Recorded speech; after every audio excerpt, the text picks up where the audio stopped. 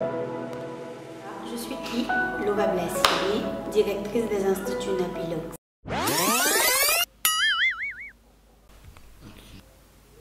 Est-ce qu'on peut couper?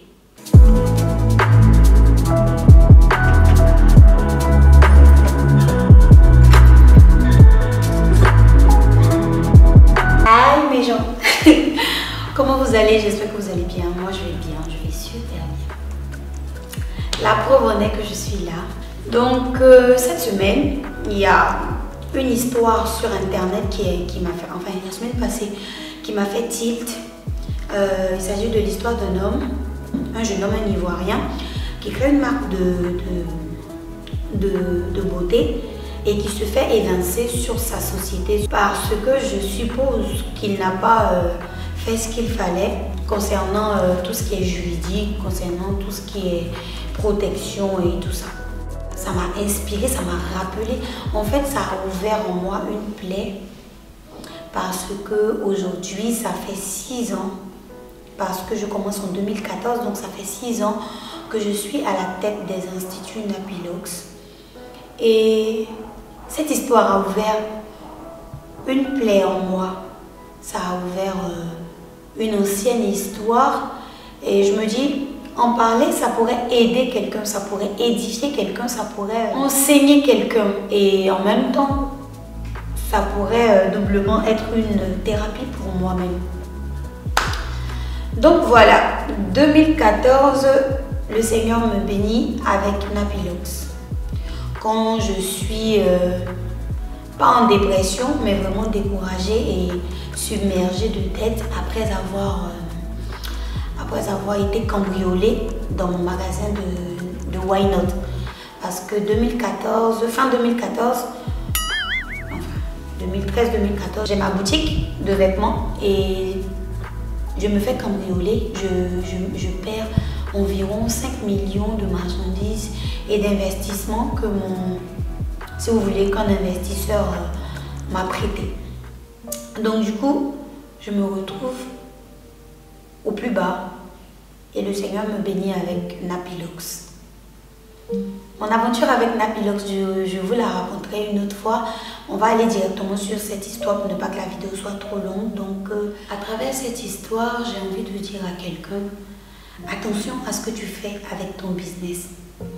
Attention à ce que tu fais avec la bénédiction que Dieu t'envoie.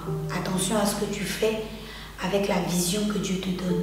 Attention, parce que les affaires, la famille, le couple, si vous voulez, et très certainement les amitiés, comme je l'ai dit sur internet, c'est l'huile et l'eau. Ça ne se mélange pas, en aucun cas. Soit c'est pour moi que je parle, mais je me dis que quelqu'un peut être dans la même situation. C'est à éviter, si vous le pouvez. Parce que si vous aimez une personne, ne travaillez pas avec cette personne. Si vous aimez cette personne, tenez-la loin de votre business, de votre vision.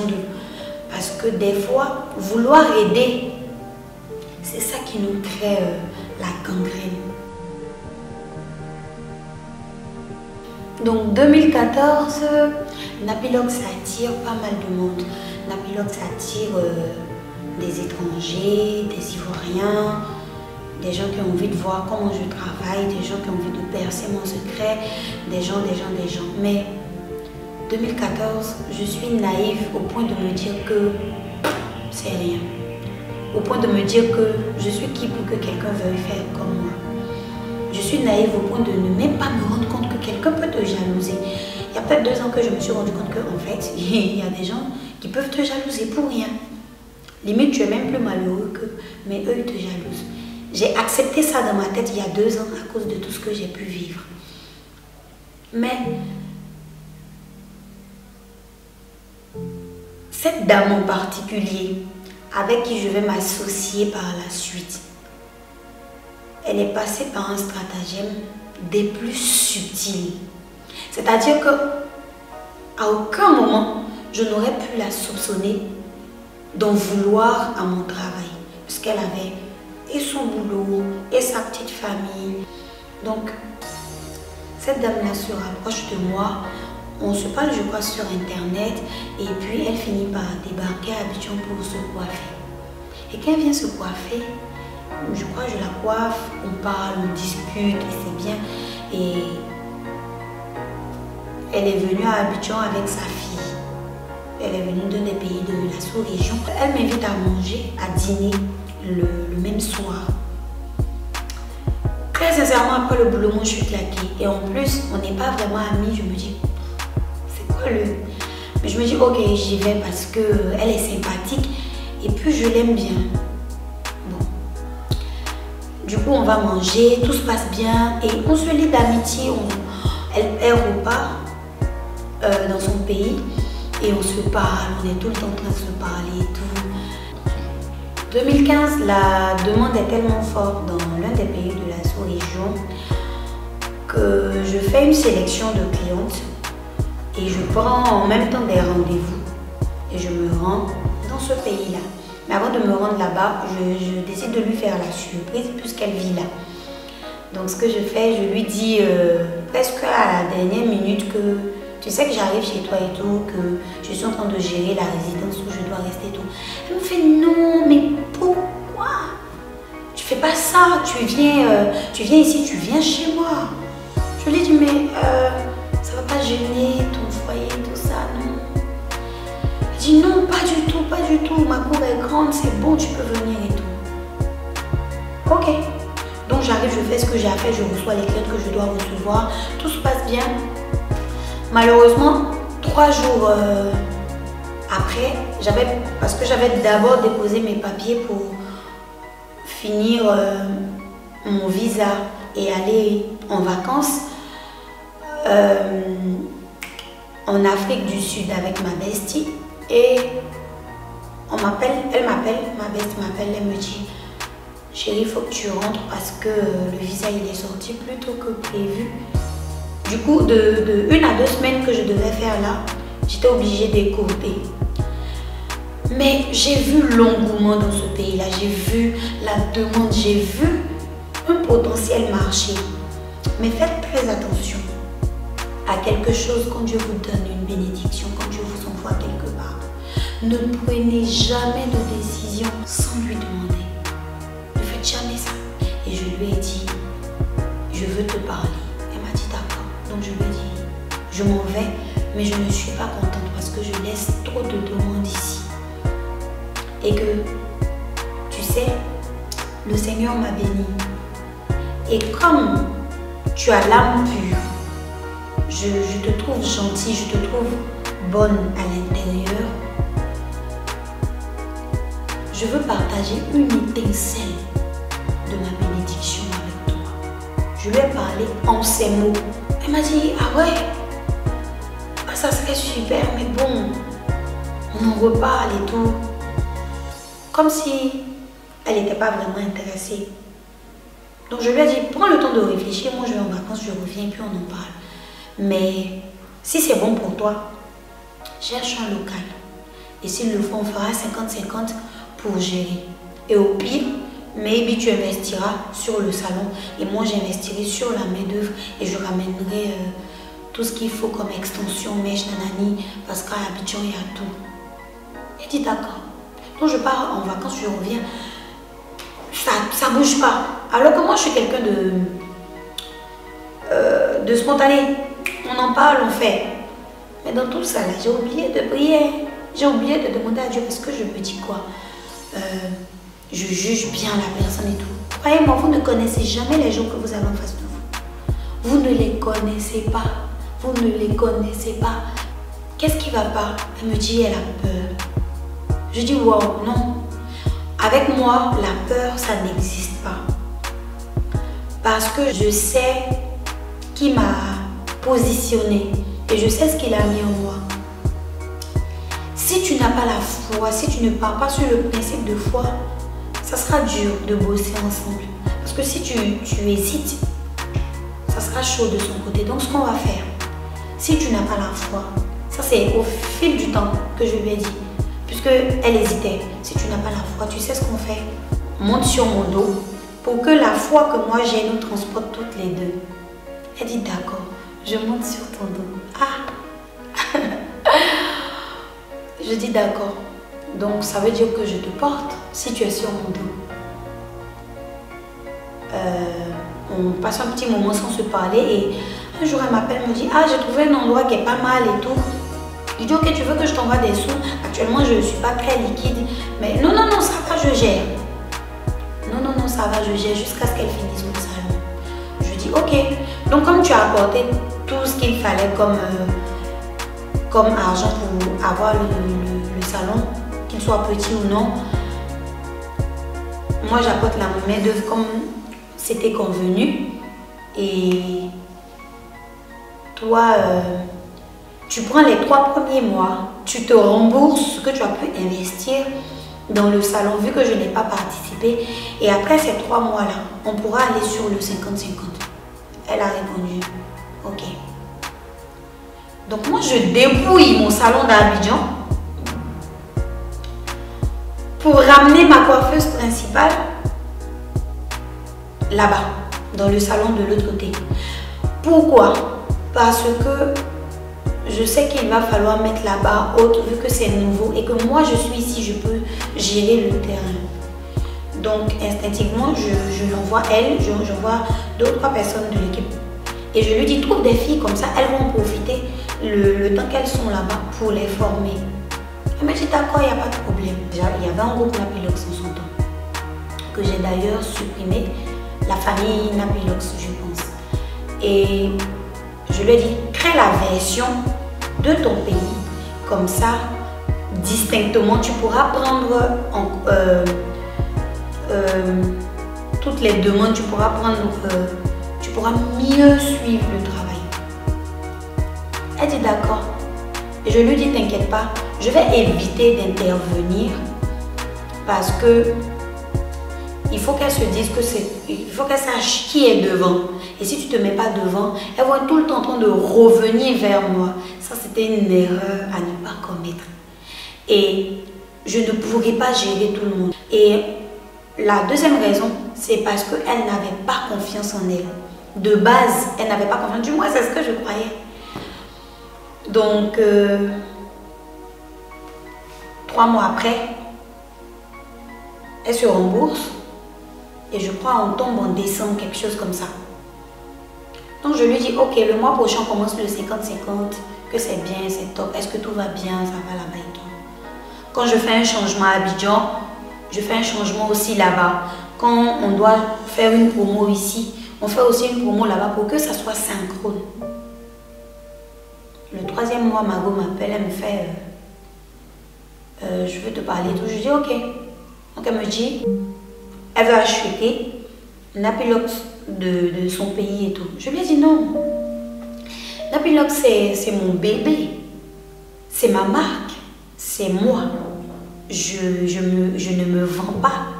Si je te vends la part là-bas, ça voudra dire que je me suis vendue. Donc, je ne peux pas me vendre. Je ne peux pas vendre. Mais je dis, bon, considère que ça sera comme de la location-vente et je te paierai 10 millions par an. Je lui ai dit, mais attends, tu es sérieuse? On est parti sur le principe du... Ou bien, attends. Là, on est en période de fête. Hein. Tu vois, décembre, tu es excité, il faut te calmer. Parce que il va arriver des moments où tu ne pourras pas faire face et tout. Elle a dit, non, c'est pas grave et tout. Essaie de réfléchir à ça. Je me suis assise, je dis, bon, ok. Donc, je réfléchis et avec ma gérante de la période là, je dis bon, allons sur 1 million par mois. Comme tu as parlé de location-vente, tu loues mon nom, comme tu as expliqué. Donc vas-y, allons sur 12 millions l'année. Elle me dit d'accord. Je lui dis par contre, ce qui va se passer, c'est qu'on va signer des papiers pour que les choses soient claires entre nous. Parce que j'avais compris que c'était bizarre. Et moi, je suis quelqu'un, j'aime pas qu'on me raconte. Voilà. C'est-à-dire que mes coiffeuses, j'ai les appelés en soumis pour dire que ah, vous avez travaillé, c'était comment? Non. Si je te fais confiance, je te fais confiance entièrement. Donc, j'ai parlé de signer les papiers, je vous dis, même si c'est pour vous associer, pour votre toffee avec votre papa, signez des papiers. C'est pas valable. Mais on ne sait jamais et on ne connaît pas les gens.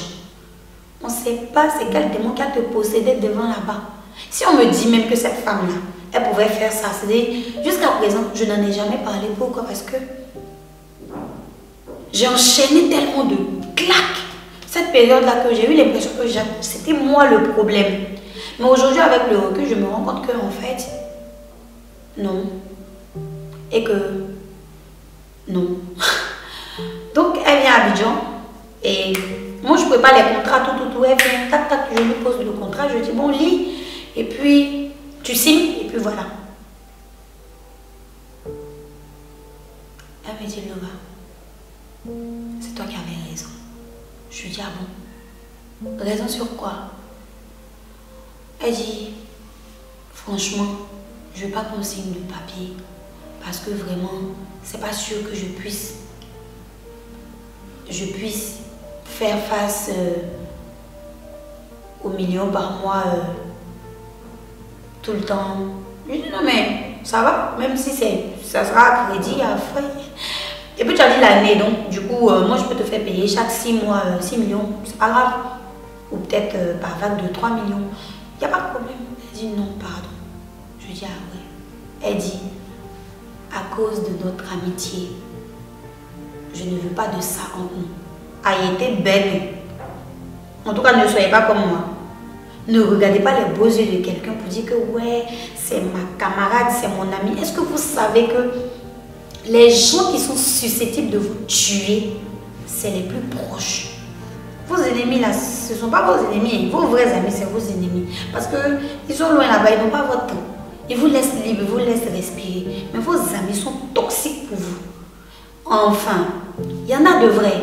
Mais, très sincèrement, faites attention à ce qu'on appelle l'amitié. Et surtout avec le business, ça ne marche pas ensemble. Elle me dit au nom de l'amitié. Je dis d'accord au nom de l'amitié. Vous ne pouvez pas croire. Je l'ai laissé partir. Je lui ai dit, c'est bon, on part sur le 50-50. Même si tu trouves 50 000 par mois, ça ne me dérange pas de prendre 25 000 et toi 25 000. Seulement, avec ma gérante, essayez de faire des points pour que je puisse suivre aussi le travail là-bas. Je t'ai laissé le groupe, je t'ai laissé toute la gestion et tout. Donc, c'est à toi de voir, mais au moins à la fin, fais le point avec ma gérante parce que moi, je ne pourrais pas suivre. Elle ne me dit pas de problème sur le coup. Premier mois, elle s'en va. Elle me dit, ah, ce mois-ci, on va dire bêtement, on a fait 500 000. Donc, je t'envoie tes 250 000. J'ai enlevé l'argent des extensions, je t'envoie et tout et tout. Je dis, ok, mais tu devais faire le point avec ma gérante. C'est là. Django a soufflé. Que mais, en fait, moi, je me prends pour qui? Elle me dit, tu penses très sincèrement que Napilox ici, ça t'appartient au même titre que Napilox là-bas?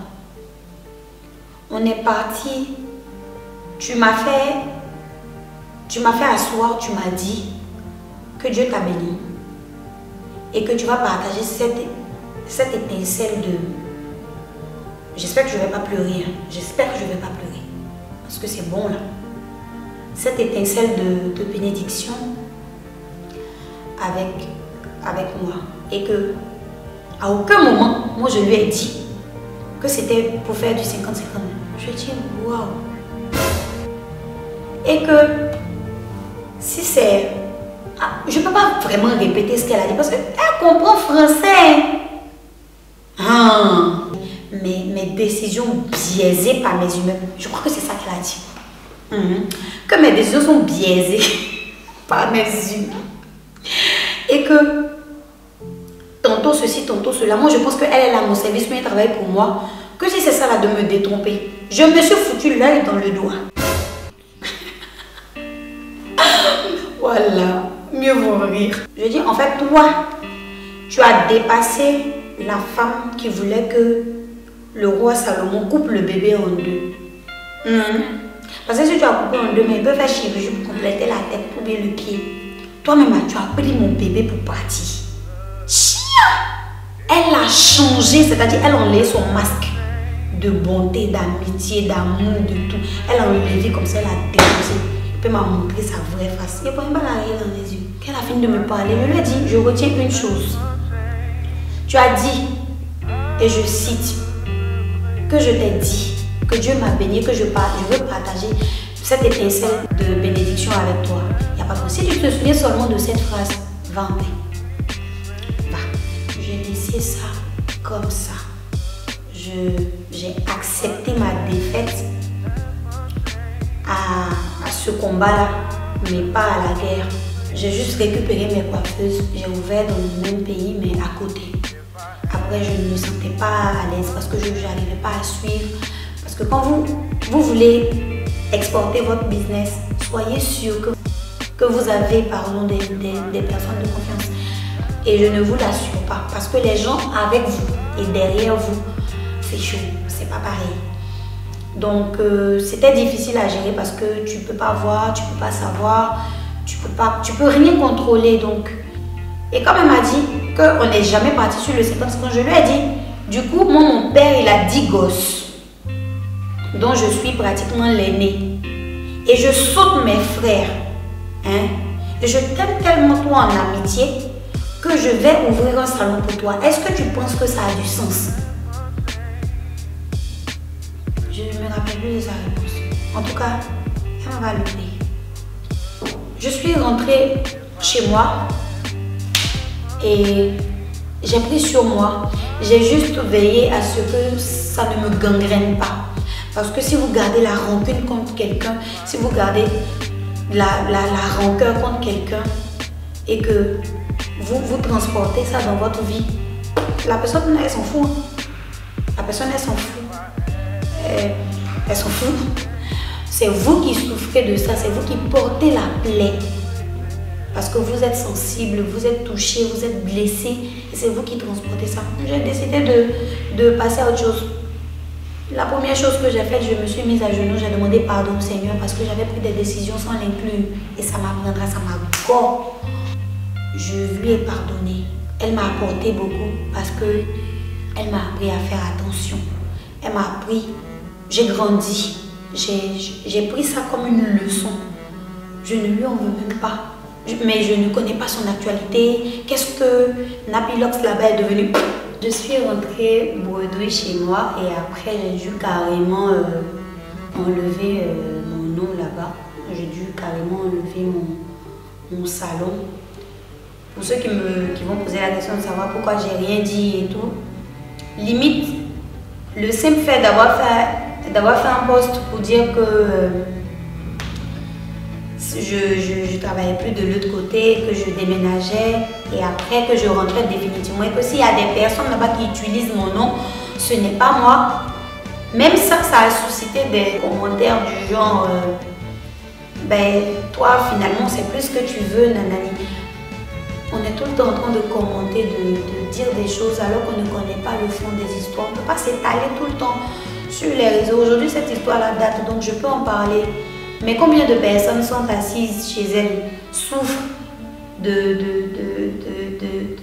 dépression à cause de ce genre de trahison, de ce genre de méchanceté et qui n'en parlent pas? Parce que tu as beau être victime, ici, chez nous, c'est ta faute. Même si on te viole, c'est ta faute. C'est parce que tu t'es pas bien habillé. Des fois, que ce soit physiquement ou sur les réseaux, nos commentaires, c'est ça tue. Nos commentaires, ça tue. Ça peut pousser des gens au suicide. Les gens, ils sont tellement vite jugés sur ce qu'ils ont fait ou peut-être même pas fait parce que on estime que c'est une histoire comme ça qui est comme un mur. Voilà, on voit la face du mur, on peut voir même les côtés du mur, mais on ne voit pas derrière. Et à force de juger les gens, on a poussé des gens au suicide, on a poussé des gens, on a tellement confiné l'esprit de certaines personnes qu'elles n'osent même pas parler. C'est-à-dire, tu as mal, tu as subi, mais tu peux rien dire. Tu n'as pas envie de parler parce que si tu dis, c'est ta faute. Ah, c'est chaud. Hein. C'est chaud. Des fois, faisons attention à ce qu'on fait, à nos commentaires, à tout ça. Faisons attention juste. J'ai juste continué mon chemin. Mais combien ont laissé tomber? Combien doivent recommencer? S'il vous plaît, faites attention à ce que vous faites. Faites attention à ce que le Seigneur vous donne. Faites attention à ce que vous possédez. Faites attention à vos idées. Faites attention à qui vous parlez simplement. Parce que vous dites quelque chose à quelqu'un et vous ne savez même pas que cette personne-là vous a déjà volé. Il y a des personnes qui sont tellement rapides, tellement machiavéliques, tellement tordues. Faites attention, faites vraiment attention. À ce monsieur, on dit Yako. On dit Yako. Parce que c'est son histoire qui m'a rappelé cette histoire. On ne sait pas s'il va avoir la force de repartir, mais prions que Dieu lui donne la force de repartir. S'il a fauté quelque part et pour mériter ça, que Dieu lui pardonne, qu'il puisse partir de plus belle. Moi, en tout cas, on a profité de ma naïveté parce que j'ai cru jusqu'au bout. Là même, je suis en train de parler, mais je doute même que ce soit de la même personne que je parle. Parce que, waouh! Donc, faites juste attention. Je vous aime, famille. Je vous embrasse. Et puis, à la prochaine. Bisous.